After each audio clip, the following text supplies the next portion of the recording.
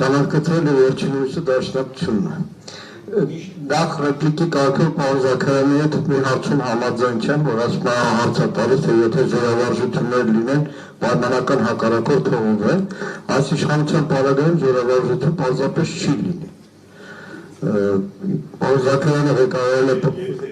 պարոն Զաքարյանը Պլանովի դեմքերից մեկն է պաշտպանության նախարարության, եթե մոնիտորինգ անենք պաշտպանության նախարարության պաշտոնական զինուց ծրագիրը, որը հարկատուների գումարներով է սրվում, կտեսնեք, որ ծաղիկ ու թիթեռ նկարելուց բացի բան չկա։ Երբեմնի մեր փառապանտ բանակի խոսափող զինուց ծրագիրը սկսվում է, որ ատեստացիայով ինչ-որ սպա սկսել է բարձր աշխատավարձ ստանալ, վերջանում է, որ ևս 3 աղջիկ գնացել են ծառայության ինչ-որ 1 միլիոն դրամի հաշվելու վերջ։ Մեկ թիթից բաներ, ֆորմայից։ Պարոն իրականում շատ անկյունաքարային հարց է, գործընկերներս տարբեր անվտանգային շերտերի անդրադարձան, մի քիչ կընդհանրացնեմ ավելի։ Դուք անվտանգության մեծ սպառնալիքների մեջ այսօր մի օրինակի վրա ասեմ, այսօր ականատես եմ եղել մի զրույցի, մեկին ասում է, որ մոտ ազգական է մահացել, բայց սր չեմ գնալու։ Հարցրեց ինչի, ասեց երեխեքը նիկոլական են։ Ասեց երեխաները որտեղ նիկոլական են։ Իրականում սփյուռք հայրենիք պառակտվածությունը առանձին վիհել ներ հայաստանյան պառակտվածությունը, որտեղ նախորդ 30 տարիներին քաղաքական պայքարը որքան էլ դժվար է եղել, որքան էլ ճակատի եղել, երբեմն նաև զոհերի է հանգեցրել, բայց երբեք քաղաքականությունը ներհասարակական, ներընտանեկան պառակտվածության պատճառ չի դարձել։ Վերադառնալով Սփյուռքին։ Իրականում այսօր էլ լուրջ մտքի գեներացիա կա Սփյուռքում։ Սփյուռքում լուրջ խմորումներ կան, ինքնագնահատման, ինքնափնտրության, այսպես ասեմ, որովհետև ի վերջո 20 թվականի 44-օրյա պատերազմից այդ ողբերգական արդյունքներից հետո Սփյուռքը լուրջ մի մեծ ճգնաժամի առաջ է կանգնում։ Ես միշտ Սփյուռքի հիասթափության օրինակը միշտ բերում եմ Հալեպում Արամ Մանուկյան դաշնության մեծ կենտրոն կա, մի քանի հարկանի շենք է, որի ռեստորանը կոչվում է Սպիտակ։ Եվ ինչի է կոչվում Սպիտակ, որտեղ հալեպահայ նվիրատվություններով, երբ որ սկսել են շենքը կառուցել, որ այսօր հայության հավաքատեղին է։ 88-ի երկրաշարժն է եղել, եւ ամբողջ շենքի շինարարությունը կանգնեցրել է, եւ ամբողջ ներուժը հալեպահայությունը ուղղել է հայրենիք, ինչպես Սփյուռքի բոլոր գաղութները։ Եվ հետո միայն երբ որ շարունակել են շենքի կառուցումը, շարունակությունը, դրա համար հիշատակ Սպիտակի երկրաշարժի այդ ճաշարանը կոչվում է Սպիտակ։ Եվ իրականում 30 տարի Սփյուռքը մի կանգնեցրել է իր զարգացումը, ներքին շենացումը, հազար մի տեսակ կառույցների վրա աշխատանքը, այդ ամբողջ ներուժը ուղղելով հայրենիքի։ Եվ 44-օրյա պատերազմից հետո բնականաբար ինչպես շատերից մոտ փլուզում է, այլևս չկա Արցախ, այլևս չկա 30 տարվա պայքարը։ Եվ պետք է շատ անկեղծ ասեմ, պարոն Զաքարյանը շատ լավ ճանաչում է, Ամերիկայի հայդատի հանձնախմբի Վաշինգտոնի գրասենյակում աշխատում է Էլիզաբեթ Չուրջան անունով Ամերիկայի մեր ընկերուհի, որ Էլիզաբեթը մատոր է եղել տարիներ շարունակ, հայ հեռուստադիտող Էլիզաբեթին գիտի, որովհետև ամենահասանելին եղել լրատվամիջոցների, պարոն Զաքարյանը տեսել է հայոց ցեղասպանության բանաձևի քննարկում եւ քվեարկությունը ոնց են կազմակերպում։ Ես Էլիզաբեթի հեռախոսահամարը երբեք հեռախոսումս չեմ պահել, բայց անգիր գիտեմ մինչև հիմա, ամերիկյան համարներն երկար են, որ գրեթե 2 օր, 1 տարիներ շարունակ ես Էլիզաբեթի հետ խոսել եմ հեռախոսում, ու պետք է անկեղծ ասեմ 44 օրյա պատերազմից հետո ես երես չեմ ունեցել Էլիզաբեթին զանգահարել երես չեմ ունեցել որովհետև եւ ինքը մարմնացումն է իմ համար նաեւ սփյուռքի որովհետև ես չգիտեմ ինչ ասեմ մարդ որ 24 ժամ իր ամբողջ գիտակից կյանքը նվիրել է ամերիկյան կոնգրեսում պետական կառույցներում հանուն Հայաստանի հանուն Արցախի հայ ժողովրդի այդ ամբողջ աշխատանքի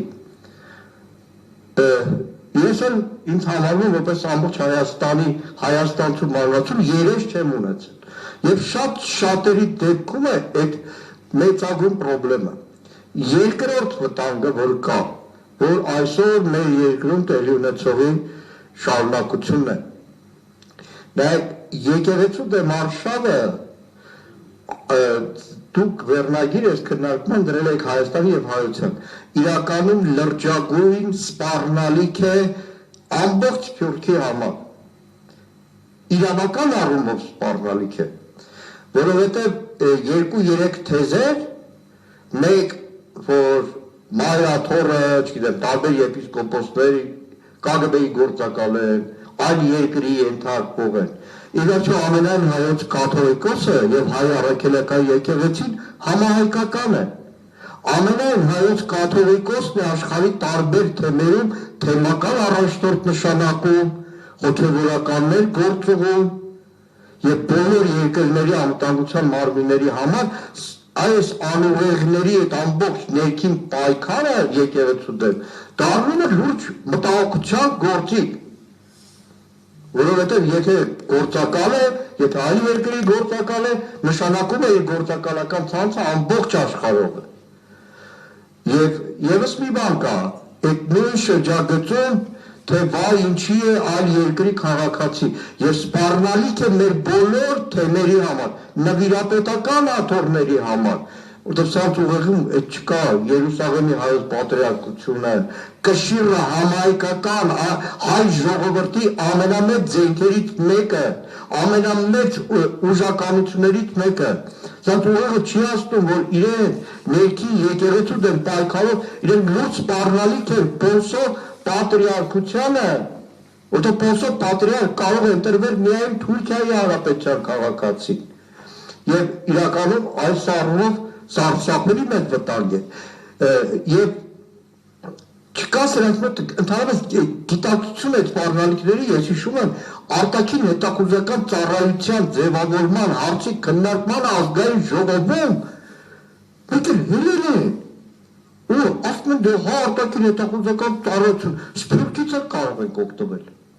Հարվածի տակ դնելով Սփյուռքում ապրող տարբեր երկրների օրինապաշտ մեր 100,000-ավոր միլիոնավոր հայրենակիցների իսկ հնարավոր է արդյոք վերականգնել տեսեք ինչ շատ հաճախ շատ հարցերում ասում են հնարավոր է արդյոք միշտ հայացքը ցուղում եմ օրինակի 88-ի Արցախյան շարժումից 2-3 ամիս առաջ համալսարանի իմ դասախոսներից մեկը որ շատ հարգի դասախոս է երբ որ ասացի Արցախ-Ղարաբաղ ցույցի պետքա գնամ առաջի ցույցն էր 87-ին կլորացած աչքերով ինչ Ղարաբաղ ինչ բան մի քանի ամիս հետո հայ ժողովուրդը Արցախ էր գոհ նույնը վերաբերում Սփյուռքին պետք է նկատում ունենալ որ Սփյուռքը ամբողջական տարողությամբ մինչև 88 թվականը մինչև ազգային շարժում եւ Հայաստանի անկախացում մեծամասամբ վանված է եղել Հայաստանը խորհրդային Հայաստանի պայմաններում այդ հաշվի չառնեք Սփյուռքի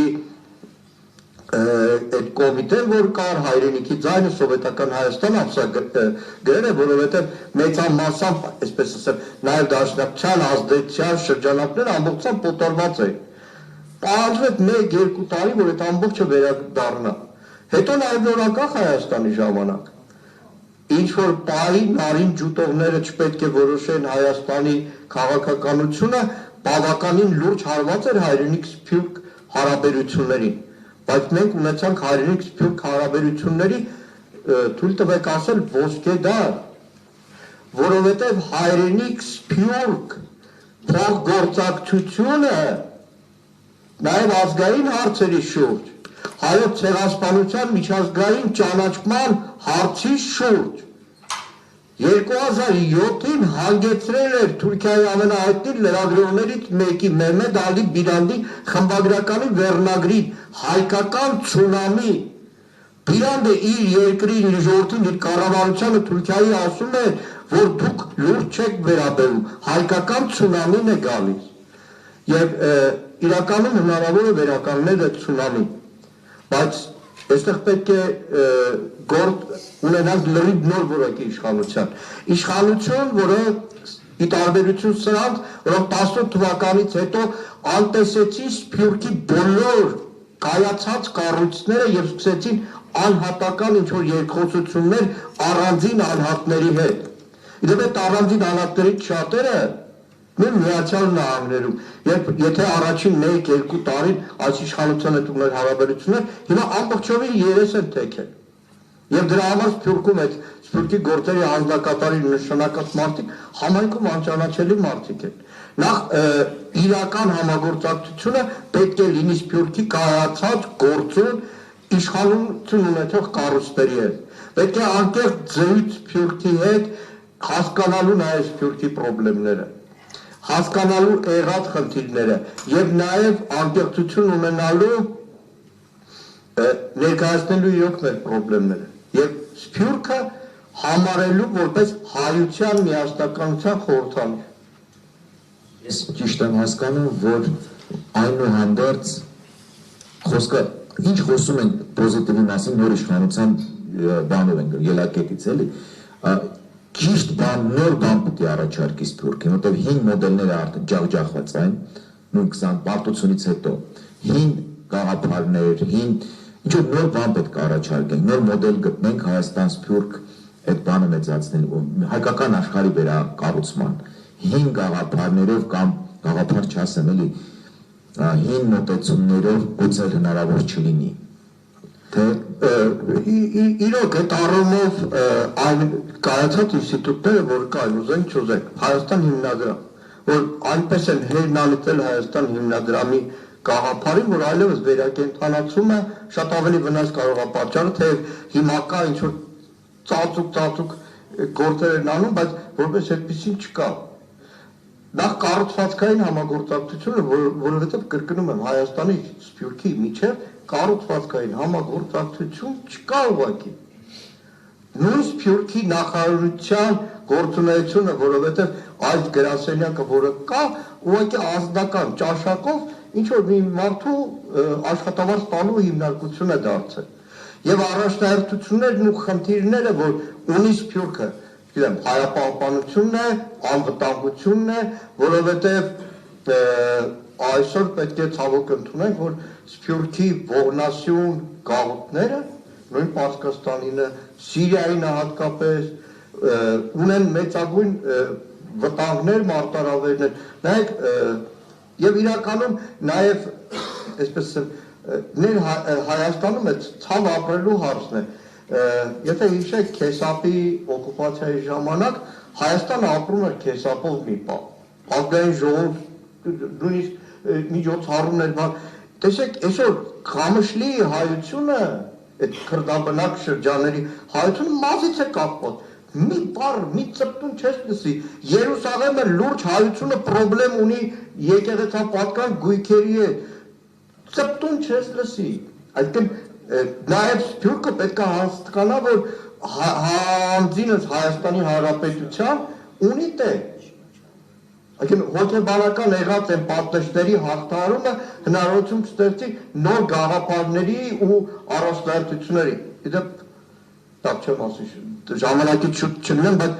այդ մտահոգություններով պայմանավորված նաև դաշնակցության մեջ ինչ-որ կառուցվածքային գործնական նաև աշխատանքներ են առնչկայնական։ Շատ բարի